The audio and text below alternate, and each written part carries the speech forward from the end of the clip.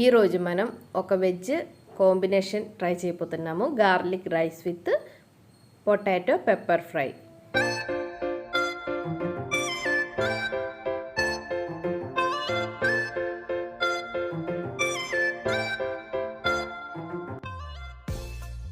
చాలా బాగుంటుంది.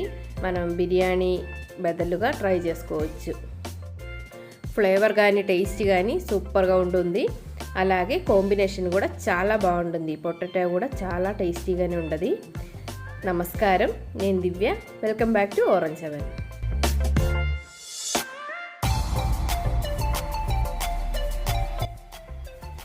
ముందుగా మనం రైస్ని ప్రిపేర్ చేద్దాము.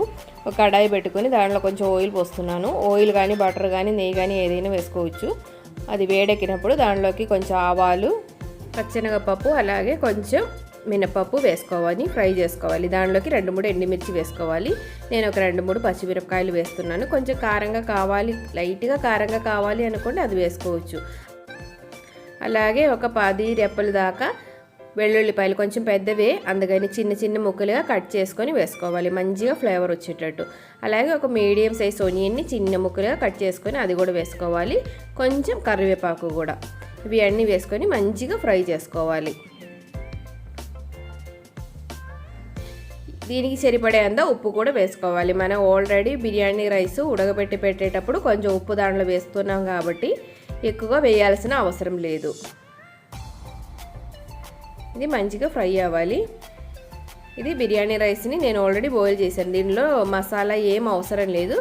లైట్గా ఉప్పు, కొంచెం ఆయిల్ పోసుకొని ఉడకబెట్టాను. ఒక 80% కంటే ఎక్కువ ఉడికిపోకూడదు. మనం కలపేటప్పుడు ముక్కలు ముక్కలు అయిపోతుంది. అందుకని కరెక్ట్గా ఉడకబెట్టి పక్కన పెట్టాలి. ఇలాగా మంచిగా ఫ్రై అయినప్పుడు మనం రెడీ చేసి పెట్టిన రైస్ని దాంట్లోకి వేసుకొని సాఫ్ట్గా మిక్స్ చేసేసుకోవాలి.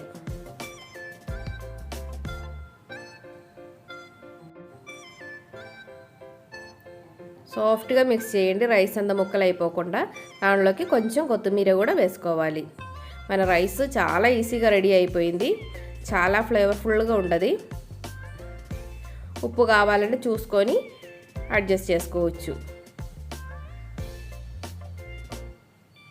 ఇది పక్కన పెట్టేసి మనం పొటాటో ఫ్రైని రెడీ చేద్దాము. ముందు కడాయి వేడైన తర్వాత ఒక 4-5 ఎండుమిరపకాయలు, అది మన కారం బట్టి అడ్జస్ట్ చేసుకోవాలి. ఇది ఫ్రై చేసుకోవాలి. దాంట్లో ఆయిల్ ఏం వేయట్లేదు, డ్రై రోస్ట్ చేస్తున్నాను. ఇలాగా లైట్గా ఫ్రై అయినప్పుడు మన దాంట్లోకి 1/2 టీ స్పూన్ దాకా జీలకర్రను, 1 టీ స్పూన్ దాకా సోంపు వేసుకోవాలి. అది కూడా లైట్గా ఫ్రై చేసి తీసుకోవాలి. నేను మిరియాలని ఫ్రై చేయట్లేదు. మిరియాలు ఫ్రై చేసేటప్పుడు ఫ్లేవర్ తగ్గిపోతుంది, అందుకని ఫ్రై చేయట్లేదు. ఈ ఫ్రై చేసేదాన్ని మనం ఒక మిక్సీ జార్లోకి తీసుకొని పొడి చేసుకోవాలి. అదే కడాయిలోనే కొంచెం ఆయిల్, పొటాటో ఫ్రైకి సరిపడేంత ఆయిల్ పోసుకొని దాంట్లో కొంచెం ఆవాలు వేసుకొని చిటపట్లాడేటప్పుడు మనం కట్ చేసి పెట్టిన ఒక 1/2 kg దాకా పొటాటో పీస్ని వేసుకోవాలి. నేను పొడవుగా కట్ చేశాను. ఫ్రై అయ్యేటప్పుడు చాలా బాగుంటుంది చూడడానికి. అలాగే దానికి సరిపడేంత ఉప్పు కూడా వేసుకొని ఓపెన్ చేసి పెట్టుకొని ఉడకబెట్టుకోవాలి.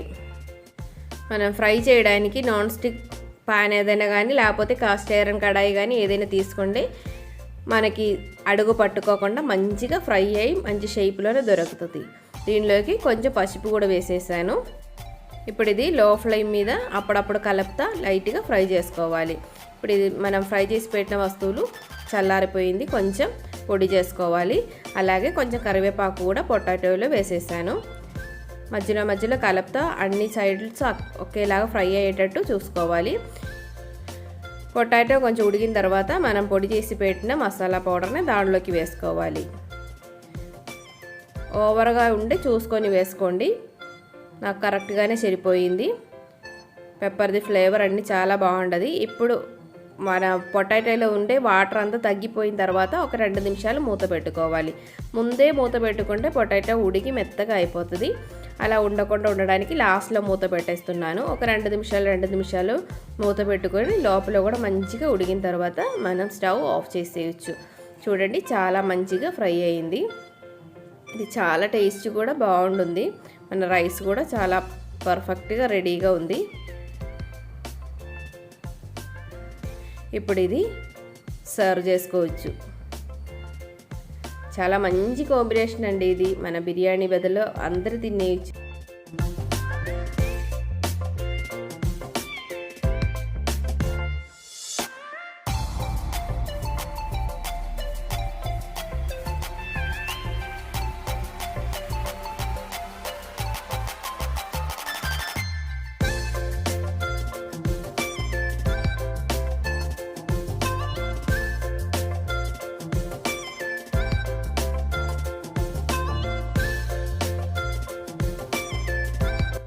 అందరు హెల్తీగా ఉండండి, హ్యాపీగా ఉండండి. Thanks for watching.